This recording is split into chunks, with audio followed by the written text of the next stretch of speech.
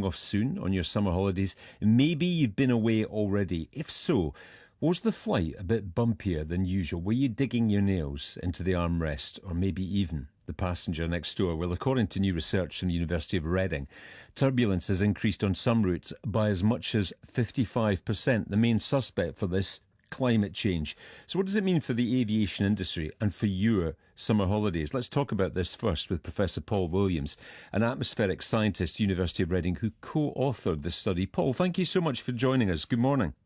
Good morning, Stephen. Pleasure. What made you want to look into this? Did you have a suspicion that things were changing?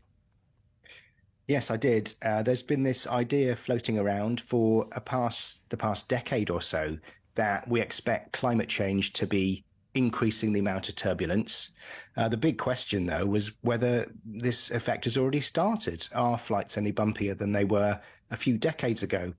So we started looking into it. I'm focusing on an invisible kind of turbulence, actually, called clear air turbulence. Satellites can't see it. So it's a tricky research problem because we can't use satellite observations of the clear air turbulence. But what we can do, what satellites can see, is the three-dimensional shape of the atmospheric jet streams. And it turns out that once we know that, we can calculate how much turbulence there would have been. And as you've said, we've discovered that, we've calculated that over the past 40 years, the amount of severe turbulence over the North Atlantic has gone up by 55%. Over the USA has gone up by 41%. And similar increases around the world, really, Europe, the South Atlantic, the Middle East. So the skies are indeed a lot bumpier than they were just 4 decades ago. What's this going to mean for the aviation industry and for all of us as flyers, Paul? Well, our projection is that these increases that have already started will continue into the future.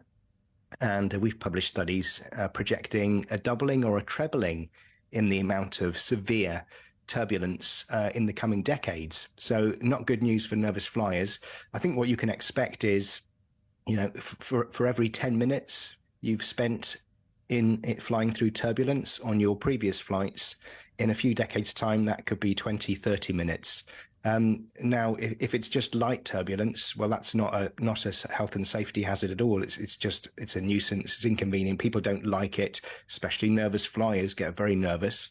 But the more the moderate and the more severe and extreme turbulence, these do have the potential to cause injuries. Severe turbulence is stronger than gravity, so you will lift up out of your seat if you're not seat belted in severe turbulence. And again, could see twice or 3 times as much as turbulence this strong by the 2050s.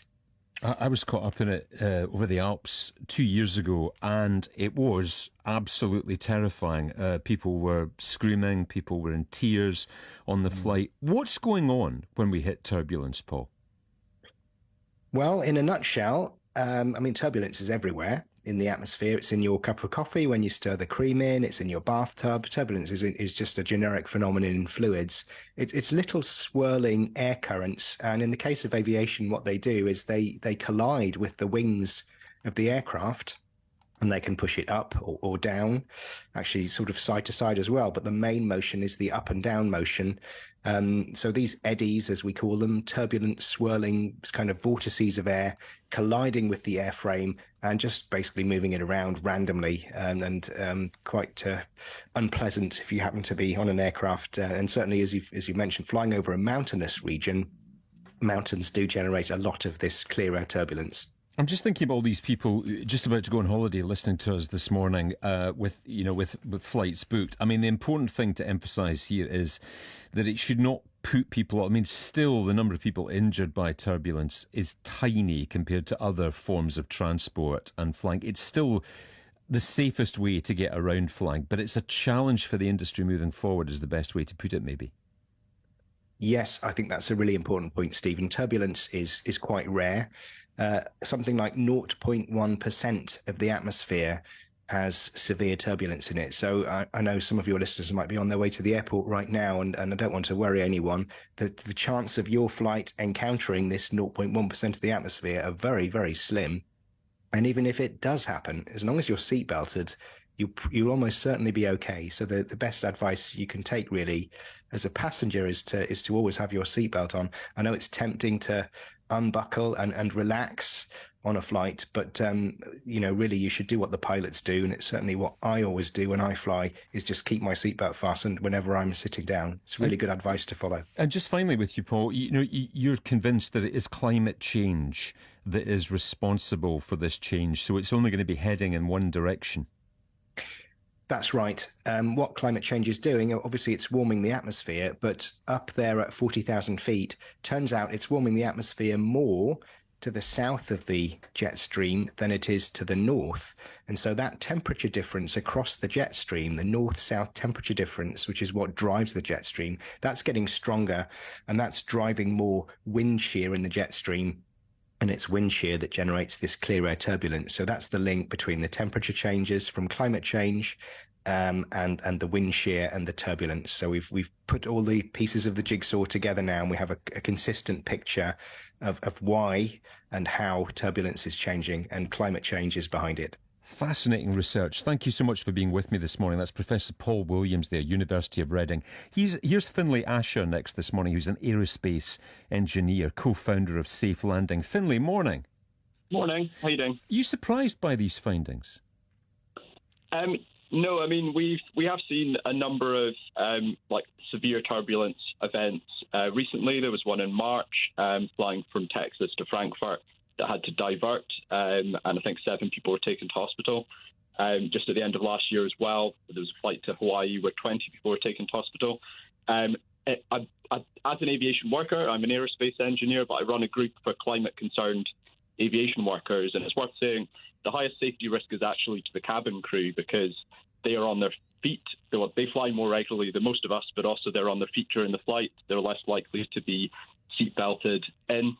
And so they're more likely to experience injuries. But it's worth saying that this is just one of many climate impacts that are directly impacting aviation itself. I mean, we tend to think of climate impacts affecting countries that are on the front line of the climate crisis in terms of heat waves and drought. But actually, we're seeing sea level rise because of the Arctic and glaciers melting. And actually, there's 80 airports around the world that are at risk of flooding because of sea level rise. Just for example, San Francisco is currently spending over $1 billion increasing the size of its seawall to try and protect against that. And obviously, that increased energy in the weather system that Paul was talking about is also going to be more likely to cause storms and flooding onto airports. Also, just that temperature increase in general makes it harder for aircraft to take off. It's better if the air is cooler and denser. If it warms up and it's more thin, then it's harder for aircraft to take off. Heat waves can mean you can't take off at all. But if it's a lot hotter, it means that aircraft take longer. They need a longer runway to take off, and they could be limited by that. And in a heat wave, they might need to get rid of passengers and cargo and say, sorry, you're going to need to wait for the next flight. So that's directly impacting airlines' profits. And obviously, a key one as well is just that certain tourist destinations may become unvisitable. We've seen the wildfires last week in Canada that have engulfed a lot of New York City. You might remember Australia in 2020 and those videos of koalas with their feet on fire. And Australia as well, the Great Barrier Reef and coral systems around the world that might get bleached and die. And those are things that are really valuable to ecosystems, but also that tourists go on holiday to experience. And we're really worried that we're going to lose the ability to travel to certain places because we've made them unvisitable and unlivable because of rising temperatures. So a lot for us to be concerned about in the aviation industry, not just turbulence. Yeah, and it's all on us. It's all on us as well. Finlay, thank you very much indeed for being with me. Finlay Asher there, co-founder of Safe Landing. He's an aerospace engineer. Right now, we're at 10:30.